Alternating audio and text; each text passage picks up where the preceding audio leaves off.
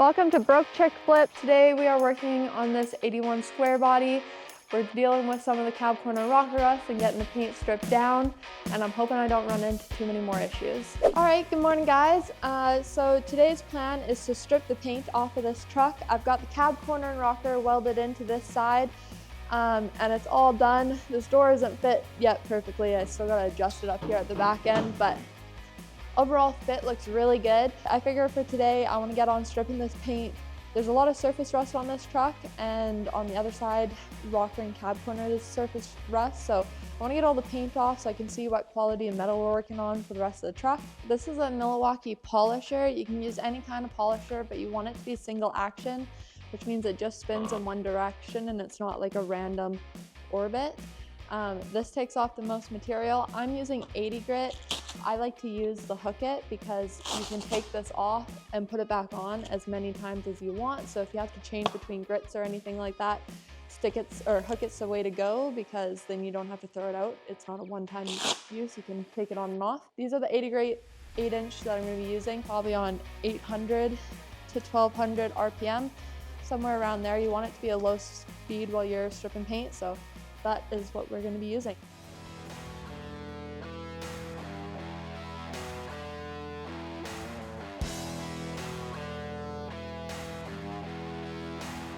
The truck is stripped. I'm pretty happy with the progress so far. It did take me a little bit of extra time, which I'm not super thrilled about, but I'm happy with the outcome and everything is starting to look really good. Blair was nice enough on his couple days here while he was helping out Mike. He had some downtime, so he came and played in my shop for a little bit and pounded out some of the bigger dents. They still need to be refined quite a bit. He just did like rough-in for shape, so super thankful to Blair. If you're not following him, make sure that you guys go follow his channel too. But yeah, so I'm going to take both of these panels off and start repairing the rust and fine-tuning some of these dents, and so I can get this side of the truck done, and then I'm going to move on to hood and roof, and then we'll move back over to the other side to do the cab corner or the rocker and fight with the doors on that side. Undoing the bolts here, there's a handful of bolts on the inner fender. There's some that attach to the rad support, and then the door is just a couple bolts top and bottom. I don't have all the bolts in on the door because it's come off and on like 3 or 4 times already. Oh yeah, look at that. Nothing but spider webs. Now I just gotta get these set up on stands so I can start working on them. Alright guys, so I've just got this fender set up here on the back of the deck. I don't have any stands yet. I'm gonna have to order some of those today, at least 2. But yeah, the inner here, there's quite a bit of surface rust, but it doesn't look like there's any rust holes that I can see that I'm gonna have to address or anything. It will need a little bit of a sandblast, which is okay. This inner lip, there's some spots where it does look a little bit rusty. So after I'm done grinding that, I'll see if there's any rust holes. So that looks all good. This was actually all bent in. You can see the crease line. This was like basically at a 90-degree angle. Blair just hit it with the sledgehammer and got most of this worked out. But this bottom corner is still rolled over. So I'm probably gonna take some pliers, pry it out, and then do some hammer and dolly work. Down on this bottom corner, this is actually just like some surface rust. This will just need a sandblast, but I've checked the metal here and it's all good. But going up, there's another dent here. This is kind of a little bit of a 2-way curve coming into this. Not a serious dent, but a little guy. I haven't finished stripping underneath the emblem. I just took that off. This is the rust spot that I'm gonna have to, the main rust spot on this fender. It actually comes over to here, so this section of the fender will have to be replaced. Going down into this front corner, as you guys can see, that's that big crease where it's bent 90 degrees that Blair has roughed in. I'm gonna have to go in. This ridge is still high, so I might have to do some shrinks there, but definitely some more hammer and dolly work. And this bottom corner obviously has to be peeled out. I'm gonna start working on that front corner over there.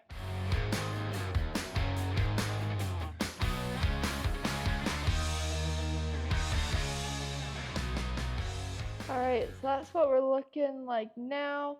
All of this, the dents actually came out really nice. Still a little bit of a warble. I still gotta fine tune it a bit. But yeah, it came out quite nicely. I'm just gonna grind the rest of the paint off here and do a little bit more picking to get that nice. So now we're back to panel beating. This is that big crease from the front. It's got a really high spot right in this crease. It's definitely not ready for filler. It's too raised. You could try to fake this if you wanted to, but it's not going to look right. What I'm going to have to do, I still need to bring this down, so I'm actually going to take the pin welder over. I have like a tiny low here and a little bit of a low right here. So I'm going to put some pins there so I can tap this line down. I tried to get in from the backside, but because the inner is so close in this bottom chunk right here, I wasn't able to get anything in there like a dolly. So it might need a shrink or two here to just kind of tighten that metal back up. And then there's also a spot here that could use a pin up here on the nose where it's kind of hard to get to. I actually got most of this out. Then after I get all my dents out, I'm going to start working on this patch in the center of the fender.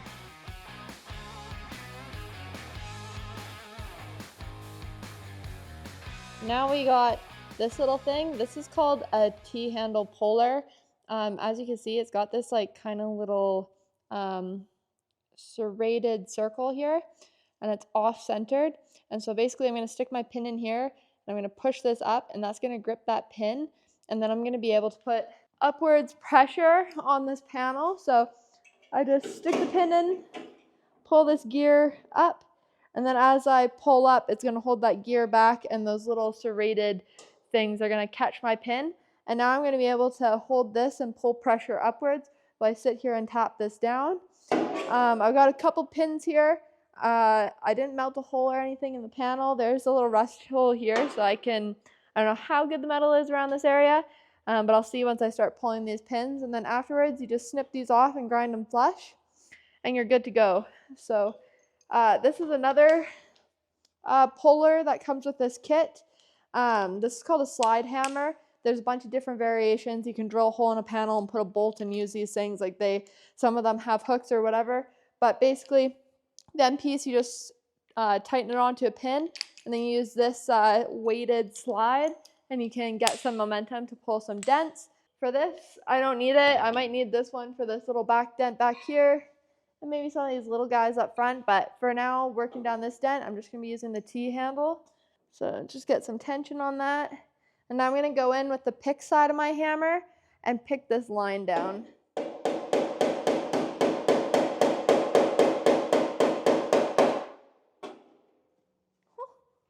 I think that's actually going to come out pretty good. For the first couple hits, I can actually see it coming out, which is really nice. So now I'm just going to do that. I'm going to work my way down, and then once I kind of am getting close to the pins I have, I'll probably cut these off and reposition a few where I feel like they're needed. Like I'm going to get this ridge worked out, but I would like to get it a little bit nicer. Might be able to slide something thin up in there just to do the final after I get this ridge out, but we'll see.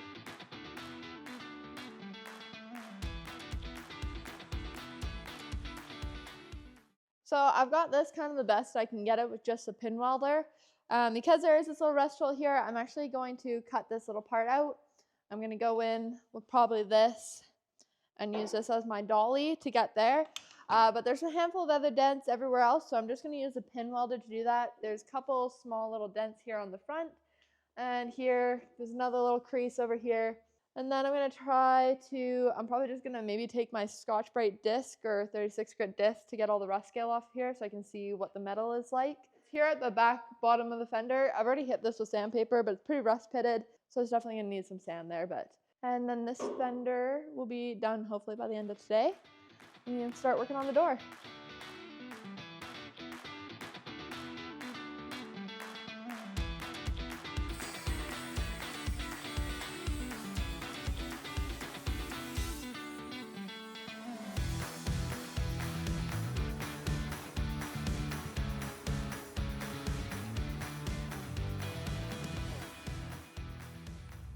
Alright, so I ended up cutting this a little bit bigger so I can get my tool in there, and while I was cutting it out, I burnt my finger. This is something that we like to call a spoon. It's a variation of one, but it's got a nice flat-ish curve here, and so I'm just going to work this in. And then I also have my pry bar that I can now, so now I'm able to back this with my spoon.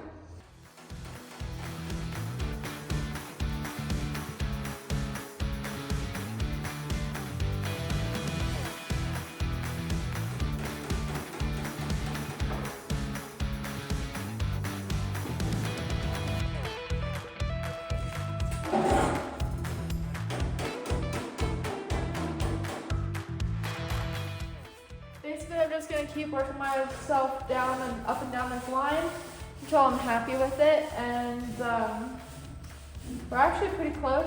I might end up putting another pin or two here.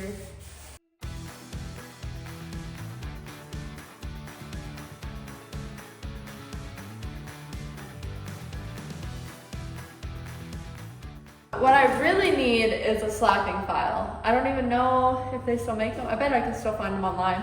But anyways, a slapping file would be perfect. I'm debating on whether I make this one in 2 patches or 1 patch. I would like to make it in 1 patch.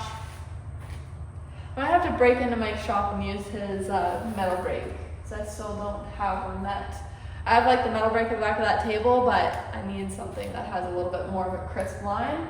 Yeah, and I'm gonna clean up some of the rust in this. I'm just gonna maybe hit it with the 36 grit for now and just see if there's any more rust holes.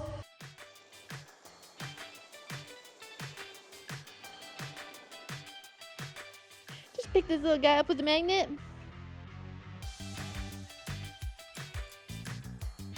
Might need to finesse it after I tack it in there, but we're gonna get it tacked in first. Okay. Gas on. That's on, that's on. Okay, it should be good. You see, give it a little tack, see.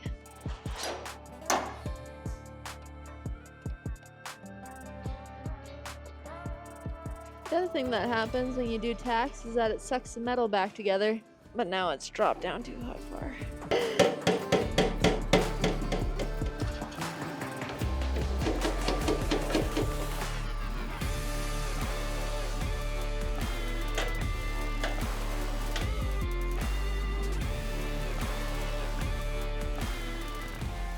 The masterpiece is not finished yet.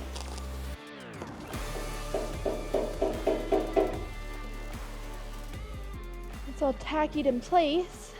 I'm just gonna see if I can get in there with a pry bar to just stretch out my tacks a little bit, which is just nice to get it all formed before you weld it solid, because then it's really hard to like finesse. I mean, it looks pretty good though. Seeing if I can get this. Basically, every time you weld, because you heat up the metal and it cools, it shrinks the metal, which like pulls it in tighter. And so when possible, if you can get another piece of metal behind that tack and smack the tack from the top, it like re-spreads it out so it doesn't pull it so tight. So then you don't end up with like deformation. The other thing about small patches is that there is so much area of weld that I have to do in a small area.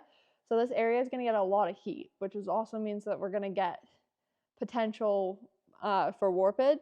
So it's like I've done my tacks, and I'm going to have to, when I weld this, I'm going to have to like weld a couple tacks and then spray it with the airline and keep doing that all the way around, but making sure that this area doesn't get too hot. Yeah, I just want to get something in behind there, preferably so that I can just finesse some of that. But because there's an inner in the way, I don't know if that's going to be possible. A girl can dream.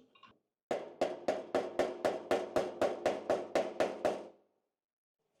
can't get it in there. I don't think I can get it down to the bottom.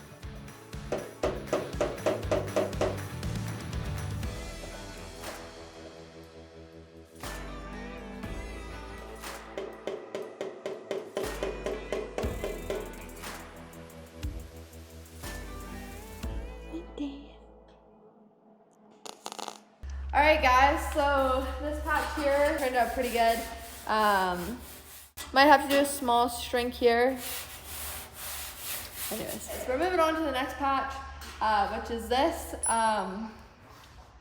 It's kind of a bad spot, you know, to do a patch. These ones are, you just gotta be really careful, make sure you're not putting any heat in, as always. I just took a little Scotch-Brite to this edge to get the paint off. And we do have more rust that I'm seeing pop through here. So I'm gonna have to replace this whole bottom edge and then here. I'm probably gonna go to just where the curve ends. I think that'll be a good spot to swap my patch. But basically I got this little screwdriver. This is how I test if the metal is still good around where these rust holes are. Because as you look at it now, sometimes it's hard to tell how far to put the new metal. So you got a little tiny screwdriver, and I just use a stabby end, and I just won't. Yeah, that metal's bad. So I'm gonna do it probably, you know, half an inch away from that last rust hole there. So that's gonna be that one, and then I'm gonna go on this top edge, same thing. So I just push that hole in. Okay, so that's basically where that's gonna go. I'm gonna see how far up this goes to make sure that I can replace it down on this seam. All right, I see a little bit of a pit there. Nope, not gonna go through. So yeah, I think I'm gonna run somewhere in that vicinity. And then this is my last rust hole here. Let's see if I can break through. Poke it in a handful of spots. So that's actually looking pretty good right beside it. So probably gonna go like that. Then just straight down. So that's gonna be our patch area. So I'm just gonna measure this out, and I'm gonna have to break into Mike's shop to use his metal brakes. I need some crisp lines here. And then we'll probably just put this on like a piece of pipe and I'll just hand roll it over. So that's what we're gonna be doing next. As always, I like to make my patch before I cut this one out. I've got my sand. So I can actually finish doing this fender, because I can sandblast. Anyways, I'm going to start by cutting out this strip for the fender. This little guy right here. Then we're gonna weld that sucker in, and then I'm gonna finish sandblasting the little bit of rust here. And then this fender will be ready for bondo, which will be mint, and then we can start on that door, and then hopefully get the interior of this truck cleaned out, because it's pretty dusty, and I gotta start doing the rocker on the other side. So anyways, let's get into it today. All right, safety on. I'm gonna cut a little bit wider than I need to. The bends kind of take out like kind of an 1/8 inch of metal, maybe a little less, but I like to accommodate for that. Let's go 13.5. Also, this is like a dry erase, so this should just off. Okay, what do we got here? So we got, let's do 1.5 inches, 2 1/4. So we'll cut it at 3.5. The two bends that I'm gonna really focus on when I go to bend this metal, it's gonna be this one and this one. And then if I have a little extra here, I can trim off. Oh yeah, 13.5. 3.5. Okay. Semi-straight. Yeah. Yeah. Anyways, metal shears.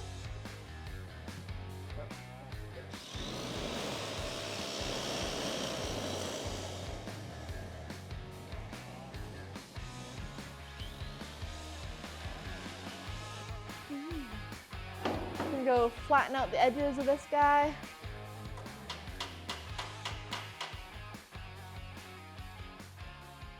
Now I am going to mark where I need to do my bends, and then after I do that, we are going to break into Mike's shop and use his metal brake because I need it. I always ask permission before I go. Okay, so it's about 1.25 inches. Yeah, go back down to here. Actually, Mike gave me that other big metal table that's like nice and flat working space, but I can't get it down here without the skid steer. Let's mark it somewhere in there. I'm just going to draw another straight line because those are the two bends I need to do. All right, so that's it for bends. Now it's time to break into Mike's shop. Let's go do crimes. I'm just kidding. Woo!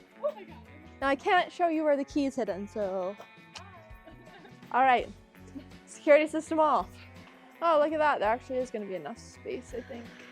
All right, got the metal brake pulled out. I'm just going to put this guy in here. And I have to think kind of critically. Okay, so the other thing to keep in mind is after you break one edge, it's harder to break the next one. So you make sure that when you break your lines, the first line you break isn't gonna affect your second break line. Like it's not gonna hit up here. So my second line, I only have to break at like, it's only like a 30-degree angle, I'm gonna say. But we're gonna wing it. So I'm gonna put this in here. I'm gonna break it on this side of the line. Tighten that side down. Tighten this side down. Okay. This is a big boy break. This is what I want. Okay, so this one is going to be a 90 degree to 90. And then we're gonna take that guy. I'm gonna set up my second line break. Yeah, we'll try something like that. Just and we're gonna break this. All right. So now this does look overbroke, but now when I take this back to my shop, I actually got to roll this outwards. So when I do that, I'm also going to take out some of this bend. All right, we're back in the shop. I'm going to place this here and I'm going to start hammering this over and getting this bend in. Probably take me a little bit to get this rolled over, but we'll see how that goes. I've got the patch made and the patch looks great and it fits great. I'm actually super stoked. I ended up using my hammer-and-dolly in my vise and hammering over the one edge to get the curve I needed. That worked out really good, but the patch came out perfect, like surprisingly perfect. I'm super stoked. It fits pretty well. There's some probably some adjustments when I get in there to do it. So I'm just gonna get on cutting this out. I'm going to zip these edges and see if any of these spot welds are actually still connected under there, and if they are, we'll grind them out, but I'm not going to bother drilling them until I get this piece kind of cut out. Probably going to cut just on the inside of this line at first. Perfect. Now I'm just going to go in with my zip cut, and I get to cutting this out.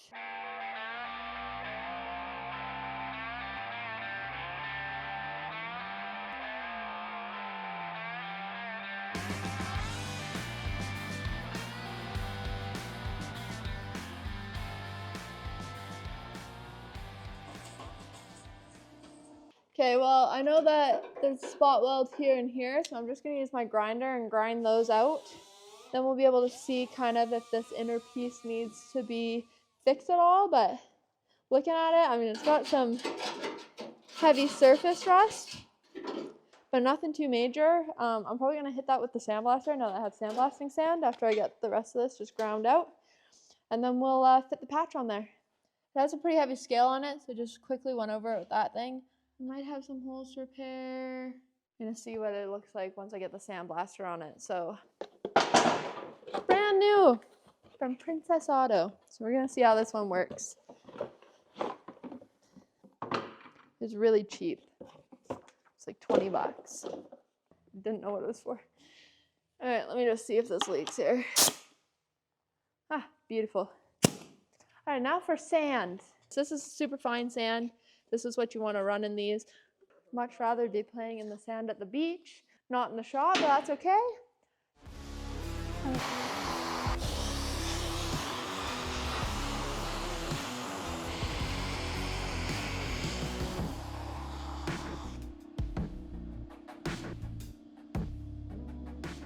You gotta wait for the air compressor to catch up.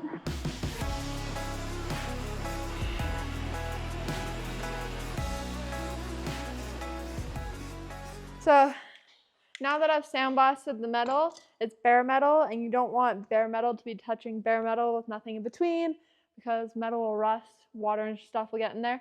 So you can use a rust converter, but lots of times what we use is just this one-step self-etch. It protects the metal, it's an etch, so it actually like mechanically adheres to the metal to make sure that it doesn't fall off over time. If you're looking to get a better weld, copper would be what you want. Lots of times we just use this because we go in and we spray epoxy on the inside of all these panels anyways, so we know that it's going to get protected. So this is just like kind of extra security on that pinch weld. So it's looking like it's fitting pretty well. I might have to go in with a screwdriver and bend a couple pieces up, but that's almost a perfect fit. I'm pretty happy with that. So now I'm just going to go in and start tacking. I'm going to start off by tacking where that main body line is because that's going to be the most important to get straight. Everything else you can kind of finesse afterwards, but this hard bend, if it's not in the right spot, it'll never look right and you won't be able to, you'll have to cut it back out. So the other thing is when you're testing to see if it's a flush fit, you kind of got to rub your finger over it. Like that's a perfect flush fit right there. So I'm going to tack that. This is going to be an area that is very easy to warp. All right. Now the most important area is tacked in. I'm going to go over here. This looks pretty flush right here on this edge too. And attack this side of the corner because that fits flush. I always go through after I tack the important parts. Anywhere that is naturally perfectly flush, that's where I put my tack first, and then everything else I kind of finesse to hit those spots. Okay, did a little tacky there.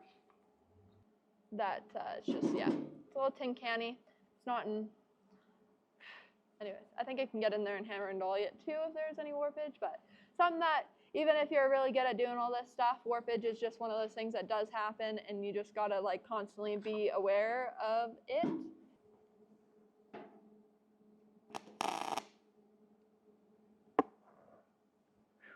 Oh my God. Look how good that fits.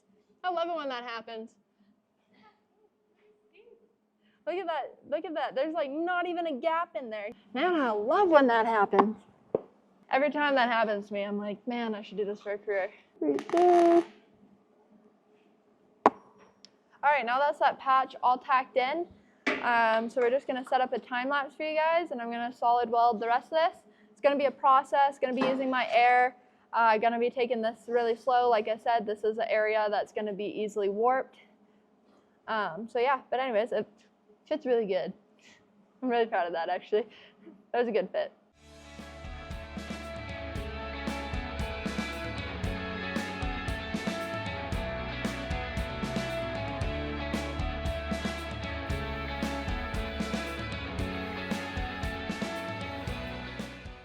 All right guys, I've made an absolute mess of this interior.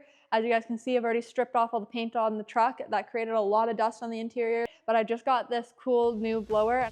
It just came in the mail today, so I actually just needed a good excuse to use it.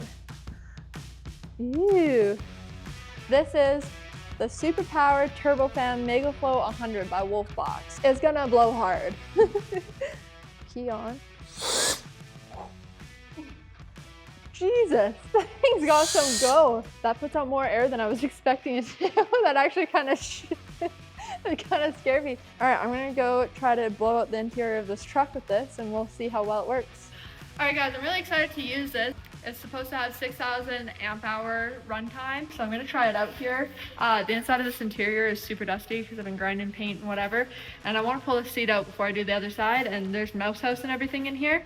But yeah, so we're gonna try this out. All right, so after testing this thing out, I'm still stoked on this product. I'm probably gonna grab a second one of these for our travel bag. My handy camera assistant Kat has also fallen in love with this. This is great. It worked great for blowing this truck out. I'm super happy. This would be awesome to keep in your vehicle to blow the dust and the dirt out. It comes with a bunch of different attachments for it. It's got 5 different attachments that are all kind of different shapes for getting into like vents and stuff. And it also comes with a little cleaning kit. This is definitely something that everybody should have in their vehicle or their shop. I mean, that's great. So I hope that you guys like it. If you guys want to buy one, don't forget to check out the link in my description. They also have a bunch of other cool products that you guys should check out. So thanks for watching, and I'm gonna go put this back in its new home. All right guys, so we made some progress on the Chevy. All the paint's been stripped off. We fixed some more of the rust, fixed all the dents on the front fender and the rust, so that's a great accomplishment. I also got to use my new Wolf duster, which I'm still shook at how well that thing works, and that's not even because of like it being given to me. Like, that thing is actually awesome. I'm probably gonna purchase a second one just to travel with because it's got so many applications. I'm super stoked about that actually. But I hope you guys liked the video. If you guys want one of those Wolf dusters, I'll leave the link down in the description of the video. But yeah, thanks for watching. Don't forget to like, comment, and subscribe so you guys can keep seeing more content.